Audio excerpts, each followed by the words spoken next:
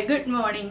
ഇന്ന് നമുക്ക് തേങ്ങയോ തേങ്ങാപ്പാലോ ഒന്നും ചേർക്കാതെ ഒരു വളരെ ഈസി ആയിട്ടുള്ള കറി തയ്യാറാക്കാം. കറി തയ്യാറാക്കാൻ കുറച്ച് വെജിറ്റബിൾസ് ഒക്കെ വേണം. കുമ്പളങ്ങയും നേന്ത്രക്കായും തക്കാളിയൊക്കെ വേണം. പക്ഷെ ഇതെല്ലാം ചേർത്ത് കറി തയ്യാറാക്കുമ്പോൾ കറിയിൽ തേങ്ങയും തേങ്ങാപ്പാലും വേണ്ട. അപ്പോൾ ഇങ്ങനെ ഒരു കറി നിങ്ങൾ തയ്യാറാക്കിയിട്ടില്ലെങ്കിൽ ഉറപ്പായിട്ടും ട്രൈ ചെയ്യൂ. ചോറിൻ്റെ കൂടെ നല്ലൊരു കറിയാണ്.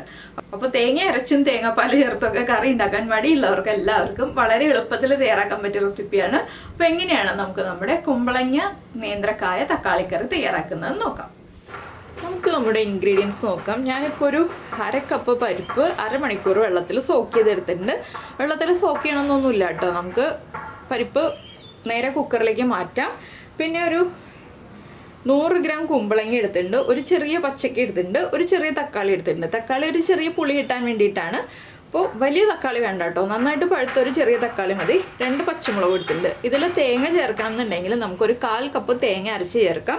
ഞാനിപ്പോൾ തേങ്ങ ചേർക്കാത്തതുകൊണ്ടാണ് 1/2 കപ്പ് പരിപ്പെടുത്തത്. തേങ്ങ ചേർക്കുകയാണെങ്കിൽ 1/4 കപ്പ് തൂരപ്പരിപ്പ് മതി. അപ്പോൾ നമുക്കിതെല്ലാം കുക്കറിലേക്ക് മാറ്റാം. തക്കാളി മാത്രം നമ്മളിപ്പോൾ ചേർക്കുന്നില്ല.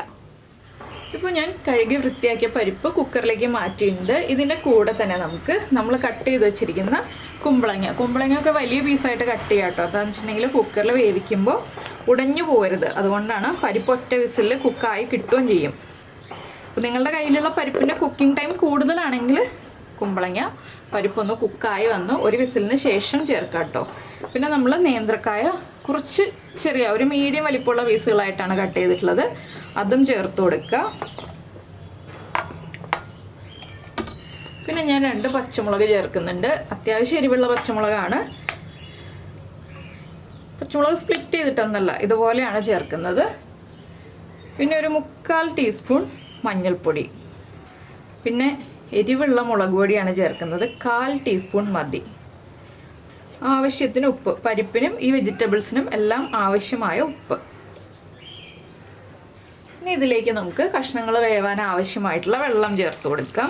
വെള്ളം കുറച്ചധികം ചേർക്കുക. എന്താണെന്ന് വെച്ചാൽ പരിപ്പ് കുക്കായി വരുമ്പോൾ കുറച്ച് തിക്കായി വരും. അതുകൊണ്ട് നമ്മുടെ ഈ കഷ്ണങ്ങളുടെ തൊട്ട് മുകളിൽ നിൽക്കുന്ന രീതിയിൽ വെള്ളം ചേർക്കുക. ഞാനൊരു 240 ml കപ്പിന് 1.25 കപ്പ് വെള്ളം ചേർക്കുന്നുണ്ട്. ഇനി ഇതെല്ലാം ചേർന്ന് ഒരു വിസിൽ വരുന്നത് വരെ വേവിച്ചെടുക്കാം. അപ്പോൾ നമ്മുടെ കുക്കറിലുള്ള വെജിറ്റബിൾസൊക്കെ കുക്കായിട്ടുണ്ട്. കംപ്ലീറ്റ് പ്രഷർ പോയപ്പോൾ ഞാനൊന്ന് തുറന്നു. ഇനി നമുക്ക് വീണ്ടും ഫ്ലെയിം ഓൺ ചെയ്യാം. ഇതിലേക്ക് നമുക്കിനി തക്കാളി ചേർക്കാം. തക്കാളി വലിയ പീസുകളായിട്ടാണ് കട്ട് ചെയ്തത്. തക്കാളി ഉടഞ്ഞു പോവാം എന്നുണ്ടെങ്കിൽ നിങ്ങൾക്ക് നേരത്തെ തന്നെ ചേർക്കാം. എനിക്ക് തക്കാളി ഉടഞ്ഞു പോകുന്ന ഇഷ്ടമില്ലാത്തതുകൊണ്ടാണ് ഞാനിപ്പോൾ ചേർക്കുന്നത്. അപ്പോൾ തക്കാളി ചേർത്തിട്ട് കുറച്ച് വെള്ളവും കൂടി ചേർത്ത് കൊടുക്കുക കേട്ടോ. എന്താണെന്ന് വെച്ചാൽ അധികം വെള്ളമില്ല. അപ്പോൾ ഞാൻ കുറച്ച് ചൂടുവെള്ളമാണ് ചേർക്കുന്നത്. പച്ചവെള്ളം ചേർക്കരുത്. കുറച്ച് നമുക്ക് എത്രത്തോളം ഗ്രേവി വേണം എന്നുള്ളതനുസരിച്ച് നമുക്ക് ചൂടുവെള്ളം ചേർത്ത് നന്നായിട്ടൊന്ന് ഇളക്കാം. പരിപ്പായതുകൊണ്ട് തന്നെ വേഗം കുറുകിപ്പോവും.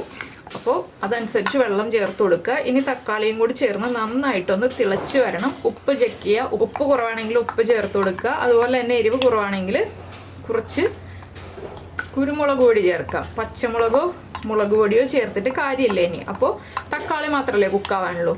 പിന്നെ പരിപ്പൊക്കെ ചെറുതായിട്ടൊന്ന് ഉടഞ്ഞു വരികയാണെങ്കിലാണ് നമ്മുടെ കറിക്ക് കൊഴുപ്പ് കൂടുക. അപ്പോൾ നന്നായിട്ടൊന്ന് ഇളക്കിക്കോളൂ.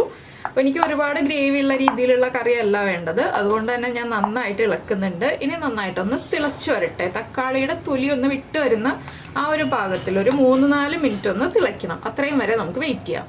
അപ്പോൾ നമ്മുടെ കറി നന്നായിട്ട് തിളച്ചുകൊണ്ടിരിക്കുന്നുണ്ട്. ഇനി അത് കുറുകിക്കൊണ്ടിരിക്കും കേട്ടോ. പിന്നെ നമുക്ക് ഇതിലേക്ക് വറവിടാനുള്ള കാര്യങ്ങൾ നോക്കാം. വേറെ പാൻ വെക്കാം. അപ്പോൾ നമ്മൾ പാനിൽ വെളിച്ചെണ്ണ ഒഴിച്ച് വെളിച്ചെണ്ണ ചൂടായി വന്നിട്ടുണ്ട്. ഇതിലേക്ക് നമുക്ക് കടുക് ചേർത്ത് കൊടുക്കാം. ഒരു 1/2 ടീസ്പൂൺ കടുക് ഒന്ന് പൊട്ടി വരുമ്പോൾ ഫ്ലെയിം കുറച്ച് വയ്ക്കുക. ഇതിലേക്ക് നമുക്ക് നമ്മുടെ നല്ല ജീരകം ക്യൂമിൻ സീഡ്സ് ചേർത്ത് കൊടുക്കാം. 1/4 ടീസ്പൂൺ. പിന്നെ ഒരു 4 ഉള്ളി കട്ട് ചെയ്ത് വെച്ചിട്ടുണ്ട്. ആ ഉള്ളിയും കൂടി ചേർത്ത് കൊടുക്കാം. ഉള്ളി ഒന്ന് ബ്രൗൺ കളറായി വരുന്നത് വരെ നമ്മളൊന്ന് ഇളക്കി കൊടുക്കുക. ഈ ഉള്ളിയും ജീരകവും ഒക്കെ ചേർക്കുമ്പോഴാണ് ഈ ഒരു കറിക്ക് ടേസ്റ്റ് ഉണ്ടാവുള്ളൂ. അപ്പോൾ ഉള്ളിയും ജീരകവും സ്കിപ്പ് ചെയ്യരുത്. ഉള്ളിക്ക് പകരം സവോള ചേർക്കരുത്. അപ്പോൾ നിങ്ങൾ ഇങ്ങനെ ഒരു കറി ഉണ്ടാക്കി നോക്കിയിട്ടില്ലെങ്കിൽ, തേങ്ങയും തേങ്ങാപ്പാലും ഒന്നും ചേർക്കാതെ ഈ ഒരു കറി ഉണ്ടാക്കി നോക്കിയിട്ടില്ലെങ്കിൽ ഉറപ്പായിട്ടൊന്ന് ട്രൈ ചെയ്തോളൂ കേട്ടോ. ചോറിൻ്റെ കൂടെ കഴിക്കാൻ നല്ലൊരു കറിയാണ്. അപ്പോൾ ഉള്ളി ഒന്ന് കളർ ചേഞ്ച് ആയി വരുന്നത് വരെ നമ്മൾ ഇളക്കി കൊടുക്കണം.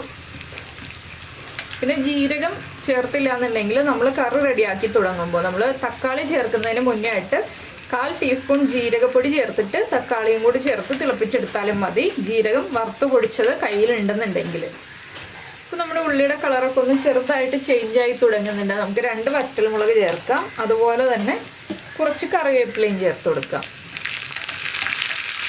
ഇനി കറിവേപ്പിലയും വറ്റൽമുളക് നന്നായിട്ടൊന്ന് കുക്കായി കഴിയുമ്പോൾ നമുക്കിത് നമ്മുടെ കറിയിലേക്ക് ചേർത്ത് കൊടുക്കാം.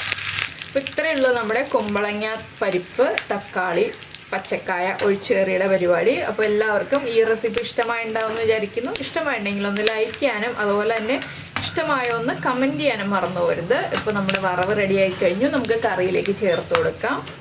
അപ്പോൾ ഞാൻ എന്താ വറവ് കറിയിലേക്ക് ചേർക്കുകയാണ്.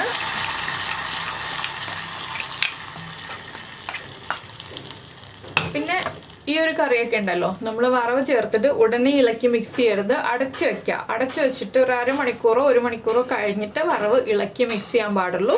അപ്പോൾ എല്ലാം കറക്റ്റ് ചെയ്തിട്ടാണ് നമ്മൾ വറവ് ചേർക്കാനായിട്ട്. അപ്പോൾ എല്ലാവരും ട്രൈ ചെയ്ത് നോക്കുമല്ലോ. പിന്നെ നമ്മുടെ വീഡിയോ പ്രസൻറ്റ് ചെയ്യുന്ന രീതിയൊക്കെ ഇഷ്ടമായി എന്നുണ്ടെങ്കിൽ നമ്മുടെ ചാനലൊന്ന് സബ്സ്ക്രൈബ് ചെയ്ത് സപ്പോർട്ട് ചെയ്യണേ.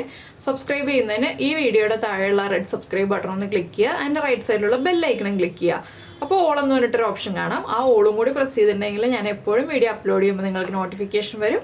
അപ്പോൾ നമുക്ക് നമ്മുടെ അടുത്ത റെസിപ്പിയുമായി കാണുന്നതിന് മുൻപ് ഒരു കാര്യം കൂടി പറയാനുണ്ട്. ഈ ഒരു കറി ചൂടോടെ ഉപയോഗിക്കരുത്, ചൂട് മാറിയിട്ട് ഉപയോഗിക്കുക. അപ്പോൾ നമുക്ക് അടുത്ത റെസിപ്പിയുമായിട്ട് കാണാം.